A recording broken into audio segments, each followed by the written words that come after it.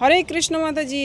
হরে কৃষ্ণ মাতাজি। মাতাজি, আসছে মহাপ্রভুর আবির্ভাব তিথি দোল পূর্ণিমা মহোৎসব। তো আপনি কি বলতে পারবেন এই চৈতন্য মহাপ্রভু কত সালে কোথায় আবির্ভূত হয়েছিলেন? হ্যাঁ মাতাজি, 1486 খ্রিস্টাব্দের ফেব্রুয়ারি মাসের ফাল্গুনী পূর্ণিমা তিথিতে নবদ্বীপ ধামে শ্রী চৈতন্য মহাপ্রভু মায়াপুর নামক স্থানে জন্মগ্রহণ করেছিলেন।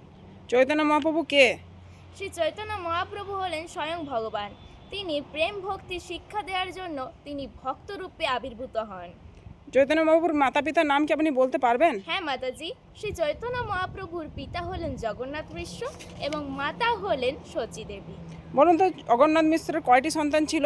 জগন্নাথ মিশ্রের অনেকগুলি কন্যা সন্তান ছিল, কিন্তু তারা অল্প বয়সে অপ্রকট হন।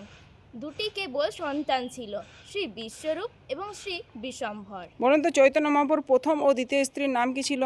হ্যাঁ মাতাজি, প্রথম স্ত্রী ছিলেন লক্ষ্মীপ্রিয়া এবং দ্বিতীয় স্ত্রী ছিল বিষ্ণুপ্রিয়া। চৈতন্য মহাপ্রভুর দীক্ষাগুরু কে ছিল আপনি বলতে পারবেন? হ্যাঁ মাতাজি, দীক্ষাগুরু হলেন ঈশ্বরপুরী। আর সন্ন্যাস গুরু কে ছিলেন?